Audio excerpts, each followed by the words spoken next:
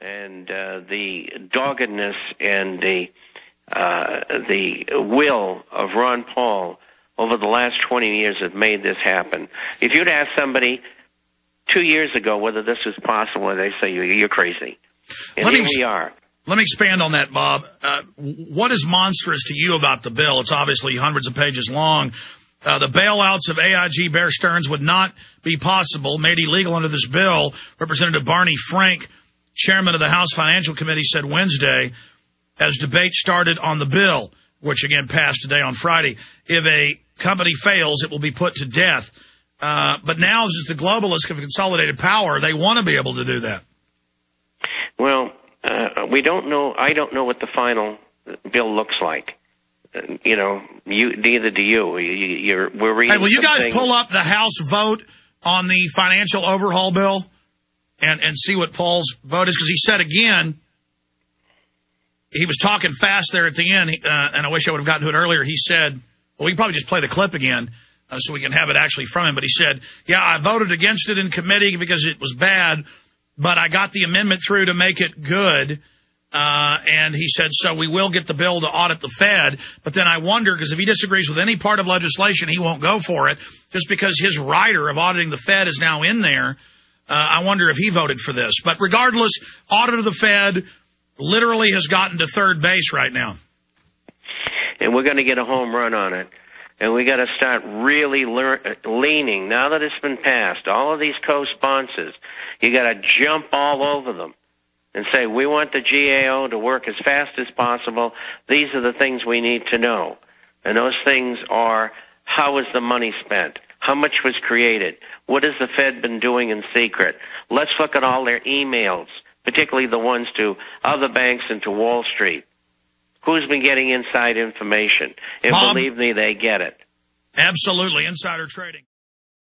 I had Ron Paul on earlier, but didn't ask him this question, though that sounded like he was saying he couldn't vote for his own bill because overall the banking package was bad.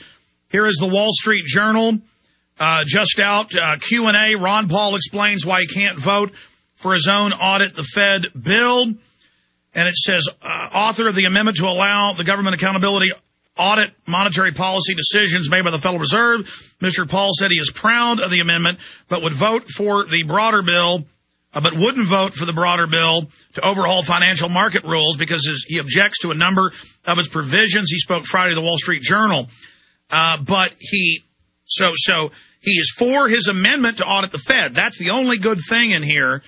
You got a little bit of punch in the turd bowl here. I'm sorry to use that horrible analogy. So he did vote against the bill, but it still passed. So the audit the Fed bill goes ahead now to the U.S. Senate. We need to make sure that provision stays in the U.S. Senate version. Correct, Bob Chapman? Right. We got to get after the senators, just like Ron said, and get after them, each and every one of them, not just your own senator. You got to bombard them. You got to make them think that there's 80% of the population that votes is for passing 604, irrespective of what else is in it. And I think what Ron did, if he voted against the bill, was he voted his conscience. We just talked to Rachel Mills, press secretary for Ron Paul. He did vote against the overall banking bill, but he shepherded the audit the Fed bill, the amendment, through the House Banking Committee into the bill. He's happy it passed. He's not happy the other provisions are in there, but it now goes to the Senate. We've got to make sure that doesn't get stripped out. I wanted to take a few final calls for Bob Chapman, then I'm going to run down all the latest ClimateGate, a bunch of other financial news that I haven't gotten to yet. But first, let's go to Greg in Hawaii, who's been patiently holding. Greg, you're on the air. Woo! Praise the Lord and pass the ammunition. Okay, buddy, go ahead. Hey, Kalikimaka, Alex, thanks for taking my call. I got a couple quick questions. And yeah, they got to be quick because your phone's really bad. All right, let me get off a speakerphone here. Is that better? Yes, go ahead, sir. All right. How do you wake up a girlfriend that works for Big Pharma is one question. And another question is, what size of shirt do you wear? I want to send you a shirt I made for Christmas. Okay, well, number one, my wife, when she was my girlfriend, didn't really entirely believe everything I was talking about. And I said, that's great, honey. I like you and like the way you look and everything else, and like your personality. You don't have to believe what I believe. And then after a year or two of being around me, she was like, my God, this stuff's all real. She'd see me there reading the papers, the documents. And then we got married, and she knows as much as I do about this and is more freaked out than I am, and can't believe the public isn't waking up. So I wouldn't hard sell her. You could bring her, the CBS News article where they put live polio virus in the polio vaccine, killing a bunch of people.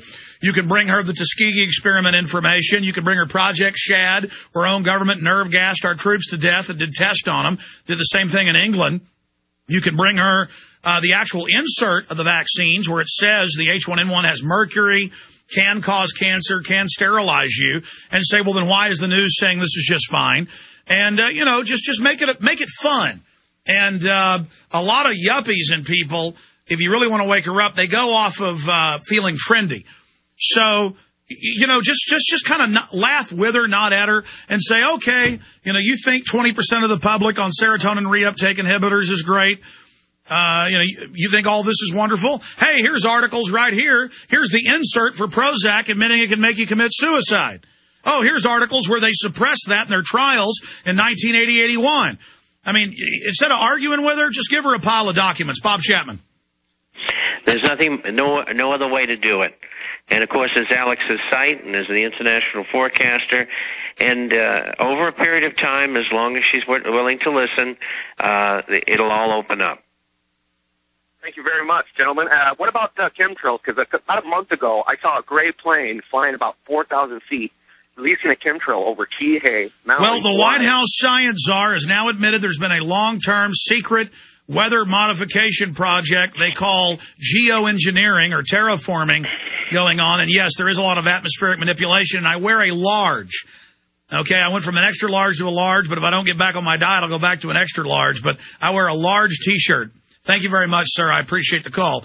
Another call for Bob Chapman here. William in Tennessee. You're on the air. Go ahead, William. Greetings and salutations from the FEMA-controlled state of Tennessee. Yes. How are you doing today? Yes, for those that don't know, you have official Army checkpoints in Tennessee. The governor says don't do it, but they just continue them. It's everywhere. It's really intimidating to try to go anywhere in public. I just had a really quick question for you.